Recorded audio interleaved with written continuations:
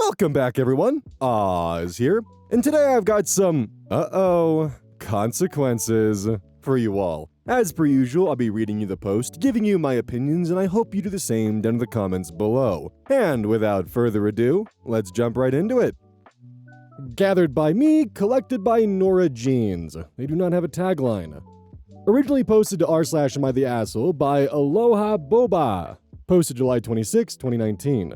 Would I be the asshole if I didn't give up my honeymoon villa to my grandparents? My family is Asian. My husband's side is white. My husband and I got married and are treating his side of the family, and my side to a 1-week all-expense-paid vacation to Bora Bora as a pre-family honeymoon before going off on our real one. We were able to rent out half a side of the bungalows, and only one villa was in that section. My husband and I took the villa. The bungalows are a 1,000 square foot, 1-bedroom, option of 1 king bed or 2 queens, 1 bathroom, and outdoor space type of deal. We made sure everyone was accommodated for, and everyone had a comfortable living situation. Our villa is a 4,000 square foot, 1-bedroom, 1 bathroom, including sauna, living room, a grand outdoor space with an outdoor bathtub, pool, and slide to get in the ocean. We have not even made it a whole 24 hours here yet, and a fight has already broken out. During dinner, my cousin mentioned wanting to come over and use our slide. My grandparents asked what we were talking about and asked to see pictures of our room. Well, they saw my villa and demanded that we trade rooms with them, as no elders should be made to slave and live as peasants while their grandchildren get a nicer room. This is Bora Bora we're talking about. No one is living as a peasant here. There was only one villa available in our section. Had I given it to my grandparents, I think it would have been offensive to my husband's grandparents. If there was 3, we would have given it to both grandparents and one for ourselves. But unfortunately, there wasn't. I mentioned this, and they still demanded the villa. I obviously objected and said I felt as though my husband and I should have that room, as this is a vacation with family to celebrate our marriage. Plus, we paid for this entire trip. Wouldn't one just sit back and be grateful they're on a free vacation instead of complaining? My grandparents freaked out, saying I'm holding money above their head and that I'm being disrespectful and not following their orders. They stormed off after threatening to take the first flight out tomorrow morning and leaving. I don't know what to do. My side of the family is telling me to just give them the room to be respectful and bring peace to the family, while my husband's side thinks my grandparents are batshit crazy, and I agree. They are so ridiculous. All I wanted was both sides of the family to get together and get to know each other, and now it's falling apart. I don't think I'm the asshole at all, but I've been up all night thinking whether I should just squash it and invite my grandparents to stay at my villa in order for them not to leave. But another part of me just wants to tell them to go fuck themselves for making my honeymoon about themselves, just like they do with everything else. So Reddit, what do I do? Would I be the asshole if I denied giving up my villa? Update. Even though I really wanted to be petty and tell them to fuck off, I decided it'd be better to kill them with kindness. So they have little to work with if they decide to spin it around that I was disrespectful. During breakfast, my grandparents refused to show up if I was there. Everyone tried calling them. Nope, we're not coming because disrespectful granddaughter is there. A lot of persuading and even having to send our baby cousin to their room to soften them up, they finally decided to come. I made the first conversation by asking if they looked at any flights to leave yet. They could forward the pay stub to my cell. They said they hadn't looked yet, and that should be my job if I was kicking them out. I made sure they knew I was not kicking them out, but understood if they wanted to leave and offered to send them some staff to their room to pack up their belongings so they could have a little more time to explore or get their complimentary in-room massage that comes with all the bungalows. They kind of stopped eating and looked at each other in shock. Every time they threatened not to go anywhere, my family has always babied them and begged them not to leave and offer money or extravagant gifts for them to stay. Well, I'm not doing that. I'll pay for their flight back home, but I've already done enough accommodating on my honeymoon vacation. So there you have it. My grandparents weren't even planning to go home. They tried scaring me into begging them to stay. I called their bluff. After breakfast, I found a flight leaving around 5 p.m. and walked to the main desk to ask them to cancel reservations for that room for the rest of the trip and to send the staff to help pack. They also didn't get their complimentary massage because the resort only offers that on 4-night stays or longer. Staff came to help pack, and they left half an hour ago. I'm currently in my villa de-stressing before dinner, and some uncles came in, who were married into the family, and confided in me that they were sick and tired of the entitlement my grandparents have had since day one, and they were glad someone born into the family decided to speak up. My cousins came over and honestly couldn't care less my grandparents are gone. In their words, they kill the vibe. So everyone's happy right now and is using my slide before cleaning up for dinner. I'm happy I was able to stand up to my grandparents without being blatantly disrespectful. I have an overflow of messages and comments that I can't get back to. However, the main question is what my profession is. I did not go the usual Asian route. I actually dropped out my last year of college and started a fashion line that took a couple of years to take off, but surprisingly skyrocketed a few years ago. My dad is also an entrepreneur. I looked up to him, and I'm so glad I had him as an inspiration who paved the way. Don't give up on your dreams. I would have loved to hear the conversations they were having as they were flying back home. Something probably about how entitled and rude their granddaughter is and how disrespectful she's being. Not realizing just the complete irony and the fact that if they're gonna act like that, they're just not fucking wanted there. And on top of that, it's very clear they're incredibly used to getting exactly what they want whenever they ask for it, no questions asked. So the first time someone said, "Sure, let me help you leave," they probably didn't know what the fuck to do. Like, I understand the need to respect your grandparents and not be assholes to them, but this is taking it way far beyond that. Like, you had your entire vacation paid for you outright. Flights, hotel, accommodations, everything. And it's their honeymoon. And you have the gall to claim they're being disrespectful. I feel like you should want people to want to be around you, not because there's some kind of weird familial obligation, but because they enjoy being around you.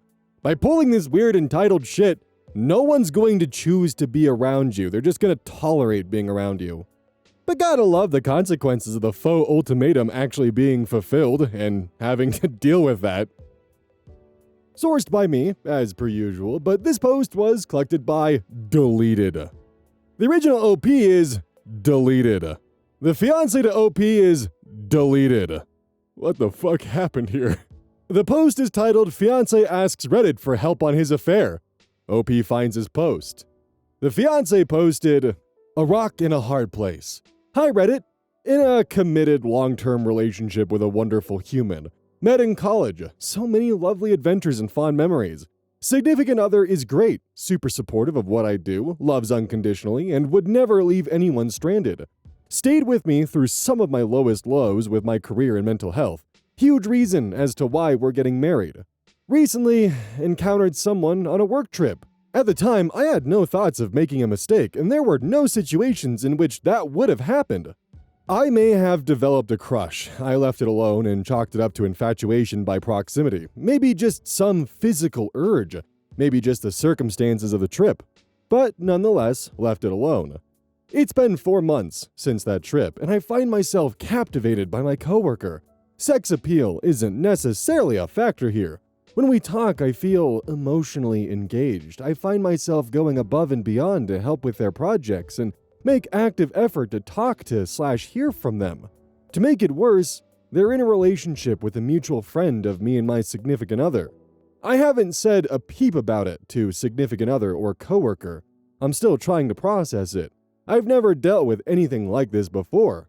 Is it even possible to be in love with more than one person at a time? I'm confused, guilty, frustrated, all at the same time. I don't have any ill intent, I don't want a home wreck, and I certainly am not going to act on impulse. What the hell should I do? Update. Month update. Coworker has said via text that they love me, and I reciprocated. Has also since called me and told me they just were thinking of me and wanted to hear my voice. I think it's time I break this off with my significant other. I don't expect coworker to do the same, nor do I expect to end up with my coworker. But this isn't right or fair to my significant other. I don't want to string my SO along if I'm not totally devoted to them. Wish me luck. OP's post, not the fiancé. My now former fiancé, 28 male, Came here for advice months ago on his emotional affair, and never said a word to me, 28 female. I don't really know what to say about it. We just relocated halfway across the country, and I don't know anyone here. I think it's gross that he involved me in his emotional affair, wanted to be friends with her. Asked me to help him put a care package together for her birthday, which is how I knew something was off. He never did stuff like that. We even went away on a couple's weekend with her and her boyfriend in June before we moved. It just feels so slimy. I found their cutesy messages a few weeks ago, and he acknowledged that it was wrong but denied any connection. Just said that he was struggling and being self-destructive and looking for validation. I stayed because he said this was related to mental health and he wanted us to try to get back to a good place. This morning I found his Reddit post where he said they've told each other that they love each other, and he was asking advice on how to deal with the guilt of loving us both. He wrote that he was going to end things with me, but he posted that 2 months ago, and he never said anything. That was before I even found the first texts. Why not just let me end it when I confronted him about them instead of convincing me to stay and dragging me through all of this? How about before I moved 1,600 miles away? How about before you pursued her at all? I ended it this morning, and he didn't argue because he doesn't love me anymore. I guess I kind of just can't fathom that. I'm not shocked that we weren't in a good place. So much background, I don't know what to include. But I am shocked that he would do something like this to me. We've been together for 8 years, and I thought we had such a solid friendship underneath it all. I'm going to be okay, and I know I deserve better. I'll end up with someone who loves me the way I deserve, but I wanted that to be him, and I really believed that it was. So how can we be here now? The betrayal I feel is... I don't know how to describe it. Please tell me someone else has been here. I know I'm not alone, but I think I just need to hear it. Edit text of his Reddit post can be found in the comments below. Update in the comments as well. 1. Agreed. Her boyfriend is a friend of my ex-fiancé, which makes it that much worse. I took screenshots of the Reddit post and told him that he needs to come clean or I'll tell the guy myself. He hemmed and hawed and tried to worm his way out of it. He deleted the text conversation with her instead, which just shows that he's not remorseful. He just doesn't want consequences. If he doesn't do it tonight when he gets home from work, I will. I suspect he contacted her to delete her stuff as well, but I think the Reddit post is damning enough. 2. Edit, for those who wanted to see his original post, I did include the link earlier, but then people were going there and commenting, which, like, girl, I hear you. And I'm just not trying to make this even more difficult, so I pulled it. Here's the text of the post instead. Original is from about 100 days ago. Month update is about 70 days ago. Update. He did message the friend and come clean. I did feel he played it down a little bit. My significant other felt this, and my significant other felt I should message you, etc., etc. As if this was because I reacted poorly, rather than them having this flirtation or whatever. He did not send the Reddit post at first, but did afterwards when I insisted. The girl's boyfriend said it was no big deal, so, hey, whatever floats their boat. We had a big blow-up, said some mean things, and he went outside to call his family and cool off. When he came back, he sat down and apologized, and I actually believed it was sincere. We're over, but we cried and mourned the life we would have had together. You may think me weak for that, but I really needed the only other person in the world who could feel the life we were supposed to have say goodbye to it with me. The angry part of me feels like, to be unloved by the person I love, cheating, the whole thing is my worst nightmare, and he knows it. I've always told him cheating is a deal breaker. It's harder in practice. And I can't make you love me. Makes me cry every time. And I think he wasn't brave enough to break up when he wanted to, so he concocted this horrible, cruel, backstabbing nightmare to make me do the dirty work of the breakup while he got some cheap validation. He trickled truth the whole time. It took multiple confrontations with irrefutable evidence to get him to acknowledge any of it. And he didn't even care enough to stop talking to her afterwards. He wanted to sweep it all under the rug and was annoyed at me when I expected him to tell the truth to me and the girl's significant other. But I'm at a point now where the anger is tired and all that's left is heartbreak. The weaker part of me feels like He's struggling with his mental health, and he wonders if it's not that he doesn't love me anymore, but he's just pushing me away. I know you'll think it's just an excuse, which is fair, and maybe I'm blinded by wanting that to be true so fucking badly. He's going to be seeking help, and I can't stop myself from thinking, oh well, what if he gets better and turns out this was a temporary insanity and he'll treat me like he used to before all this? In 8 years, he's never done anything even close to this. He doesn't even look at other women. I guess didn't is a better word, I guess. But I feel like this has just smashed me. So even if there was a miraculous resurrection of an earlier time, I don't know how I could ever trust who he's messaging or what he's deleting. I think we'll still be living together for a while, but I'm just going to do my best to live my own life. I do hope he gets better, and I want him to have a good life. The idea of never seeing him again just burns me up inside. The idea feels unnatural. Maybe it'll feel less unnatural tomorrow or the next day. If you're still here, thanks for reading my ramblings. I don't feel as strong as I did earlier, but your comments and DMs have bolstered me. I read every single one of your stories, and while I'm sad that many of us have been in this boat, I'm glad we're paddling together. Oh, what? Someone posting on Reddit about how they desire to have an affair with someone and betray their significant other, and then saying in some kind of self-sacrificial lamb way they're going to break it off with their significant other and how they don't expect that to happen with the person that they're going to have an affair with. Then they don't, and they spend multiple months stringing along their partner as though everything's fine when actually they're just actively having an affair and erasing evidence, then acting like it's a big deal and just not fair that they're going to have to actually take accountability for their actions. Ah, crazy. The moment OP's fiancé said that he was going to break up with her for their affair partner, but he didn't actually know if they would do the same for him, I knew he wasn't going to actually do shit. I do wonder if this is an instance of the fiancé admitting to his emotional infidelity on his main account. But his whole behavior put OP in a really shitty position because she moved 1,600 miles away from everything and pretty much restarted her life, and now she's kind of in a position of, well, I can't just do that again. I gotta rebuild my finances. I gotta rebuild my parachute so I can move back home. And now she's stuck living with her ex-fiancé now, and they're kind of having to cohabitate until one of them can get out of the situation. I also think it's just incredibly gross that he knew that he had those feelings for someone else. He knew and posted about how he wanted to leave his fiancé, or OP, and still ended up dragging OP on a relocation 1,600 miles away, knowing that he was actively seeing or having feelings for someone else, and also knowing that he posted on Reddit like 2 months ago about how he was planning on leaving her. That's gross, dude. That's fucked up. This post was collected by Choice Evidence 1983, and their tagline is, "It dawned on me that he was a wizard." The original OP is Sarah Love Life, posted to r/am_I_the_asshole and r/parenting, May 30th, 2024.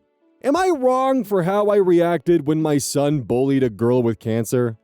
I'm 38, and I have a 15-year-old son who's going to be a sophomore until this school year is over. I gave birth to my son when I was 23 years of age. Unfortunately, my son's dad left when he was 15 and never came back. I have not heard from his dad in years.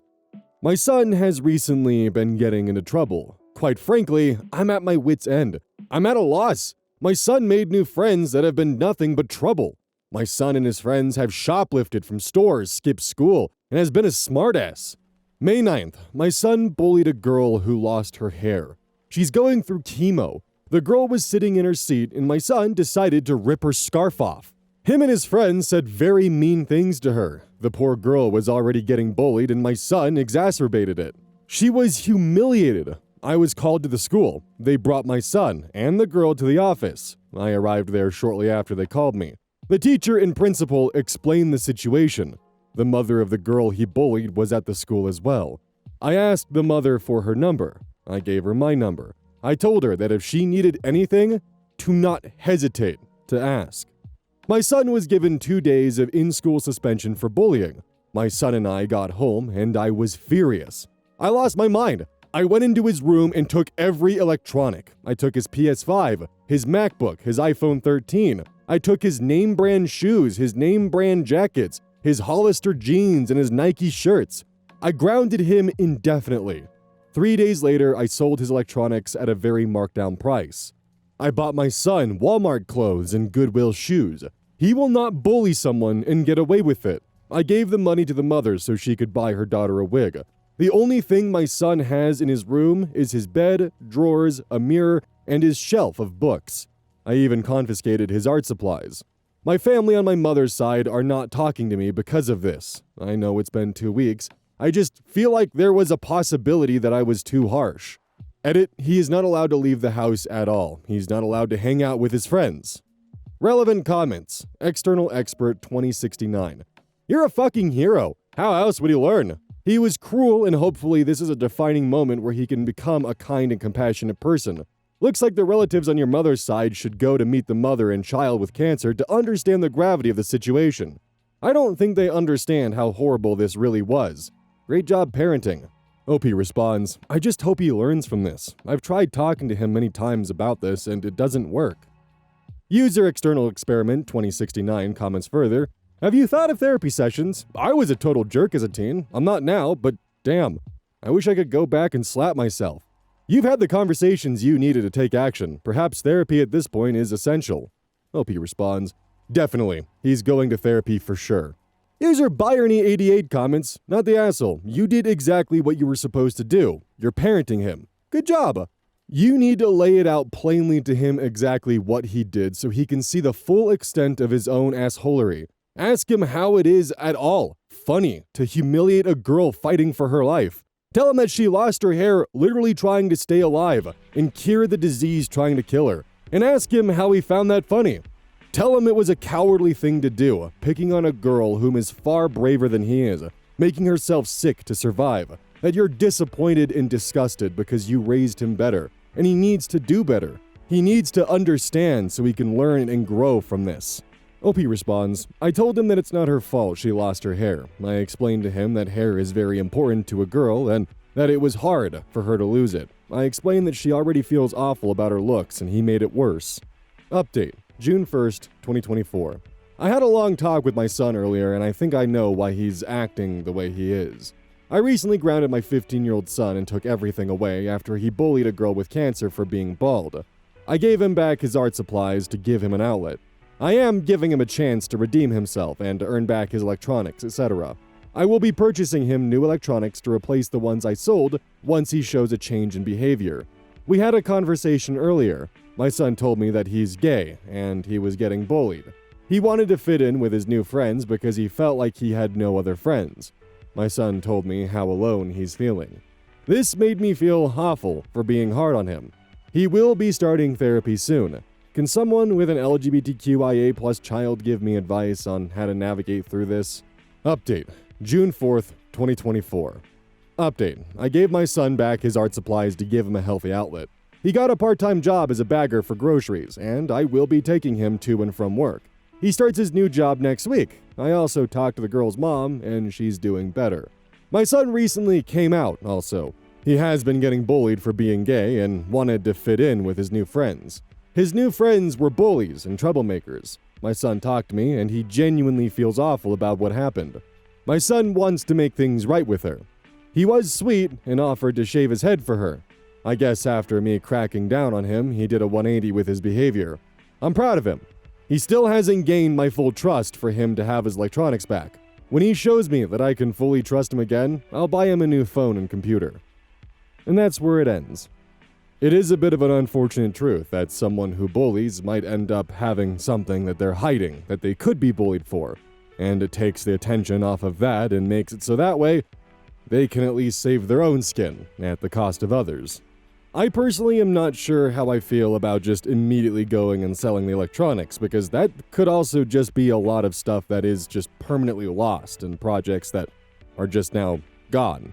He definitely deserved to have them taken away from him until he progressed and until he matured, but selling them, to me, not 100% sure if I would agree with that. I am at least happy, though, that the mother ended up giving back the art supplies and potentially, even when he improves over time, provides him with replacement electronics. I think I would be more on board with selling the electronics if backups of his data were made, so that way, in the case that he did get them back, if there was something on his computer that was important to him, or a project that he had been working on, or an art project, or who knows, just something. it wouldn't be lost forever. It would still be obtainable again. I say this as a queer kid who wrote a lot of self-insert fan fiction, and a lot of those managed to help me kind of figure out who or what I wanted to be, and if I had lost those because I was grounded and my dad sold my computer, that would have probably hurt me in indescribable ways. Something tells me that his outlet might be art supplies, which at least he did have that back. But additionally, selling the electronics may not be a bad idea overall, again, as long as backups are made, just because of how modern bullying exists now. If you're online, you can't escape it. There's no way to get away from it. It used to be where you might be able to block someone's number. Well, their parents aren't going to buy them a new phone number, so, at least you can block their text messages that might be bullying or harassment. But nowadays, as long as you can get a new email address, blocking doesn't do shit. You can just keep harassing someone on an infinite number of alt accounts and make their life a living hell. And this turns into what was just one person bullying you now feels like 10, 20, 30 people, all just making your life a living hell at the hands of one single person, which then makes you paranoid, makes you wonder how many people in your school hate you, makes you wonder how many of those faceless, nameless accounts are the people who sit in your class. There's no escaping it. There's no way to get away from it. And a lot of people will just go, oh, well, just disconnect, just unplug. How are you going to disconnect and unplug when all of your friends are also online? By disconnecting and unplugging, you're essentially socially isolating yourself nowadays. So you're pretty much just given the choice of whether you want to be socially isolated or if you want to be bullied online. In OP's case, though, I do feel like that him being disconnected might be for the best because his friends weren't exactly the best of influences on him and potentially were part of the catalyst for him having these outbreaks in behavior. Hopefully OP's kid has been able to actually become kinder and mature as time has gone on and get away from the friends that were causing this kind of behavior. Sounds like at the core they might be a good kid, but they just found themselves wrapped up in some not so great influences. This post was collected by Too Hot Too Heavy. The original OP is just do reviews and r/legal advice. Posted November 21st, 2018. I do reviews. I received a cease and desist after the publisher reached out for ways to improve. Hello? Now, I'm not some big reviewer. I barely have 10,000 subs on YouTube, and I do it more as a hobby and not anywhere near a job. Recently, I posted a review about a newly released game. It was very critical on a lot of points in the game, but nowhere was I saying anything that was a lie. For some crazy reason, this video received a massive influx of views compared to my normal 8 to 13k views and received over 1.6 million views. The publisher reached out to me and wanted some of my personal opinion on how to improve the game and what they could do to make it more enjoyable. I was ecstatic and extremely happy that the company wanted my opinion of all people on what to improve or change. I was assuming they reached out to a lot of people to get a pool of ideas and maybe, hopefully, implement them and improve the game. Towards the end of our emails, they asked for my name and address to mail out some swag for my time and effort in the emails. I sent probably several pages of ideas and issues, etc., so thought, cool, a poster or something would be nice. Today, I received a certified letter that contains a cease and desist about the game, claiming if I continue to spread false information and affect sales, I will be sued. It also demanded I remove the review immediately. I've privated the video but have yet to actually delete it. What can I do here? Are my opinions on a game not protected, or can I actually be sued for this? Edit, typo in the title. Sorry, I'm on mobile. Edit 2. I will not be making the video public again until I have more solid info. I also will not be making a follow-up video as I do not want to poke a bear. I cannot afford an attorney to fight even a frivolous lawsuit. My state of Colorado does not have anti-slap laws. I've emailed EFF and a few other attorneys who specialize in the industry and hope to hear back. I'm also not linking my YouTube channel. I'm not here for subs or views, just some advice. Thank you, everyone. That checks out. Colorado didn't get anti-slap laws until around June of 2019, and this is taking place in 2018. Update, February 5th, 2019. Update, cease and desist letter after posting a review on YouTube and tricked by developer for address/name. So, it's been an interesting 2 months. After my post, I started contacting a few attorneys locally, and eventually had to call the state bar for a referral because of the type of possible laws, not a lot of people handle that, like a normal lawyer does. That's usually family/criminal. I finally found an attorney that understood what I was talking about, and wanted a link to the Reddit post, and agreed with the majority of the top advice I received. He accepted a small retainer of $250 to respond to the cease and desist I received, and a few possible future letters/calls. He responded, asking them exactly what statements I made that were false, and requested exact times in the video that statements were made. Since I previously privated the video, we had to give them a different link. He also outlined what will happen should they continue, stating that during discovery, he will be requesting all communication between QA, playtesting, developers, and management to see if they were aware of these bugs/issues that may compromise a customer's experience while playing, etc. It also included a paragraph basically calling them out for reaching out to me and lying about swag and wanting feedback.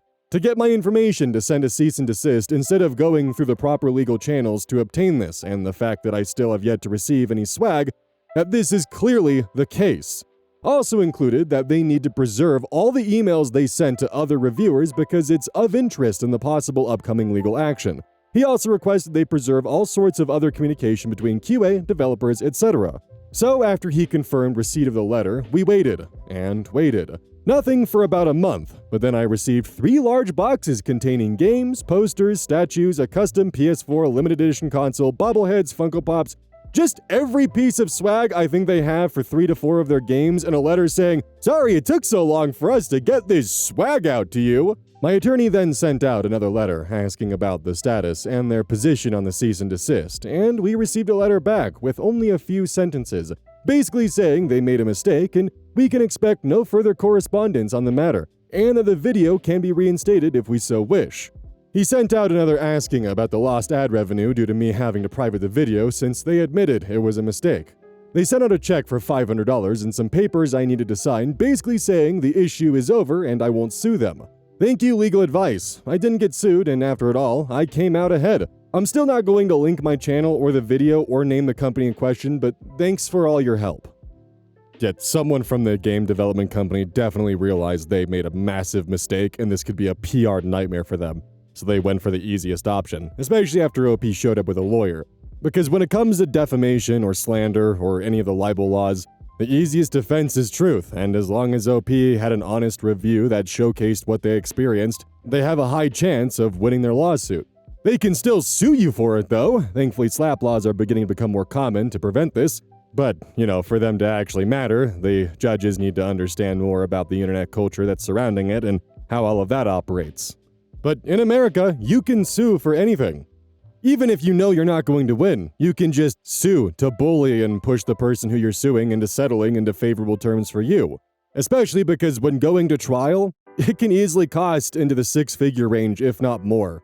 My guess would be is the company probably realized their PR reputation was worth salvaging, even with them having a bad launch, and the negative press surrounding suing your critics for a bad review is far worse than releasing a bad game. But sometimes people aren't as lucky as OP. The moment he sent his address, there was kind of a bit of a nail in the coffin for them to be able to legally bully him.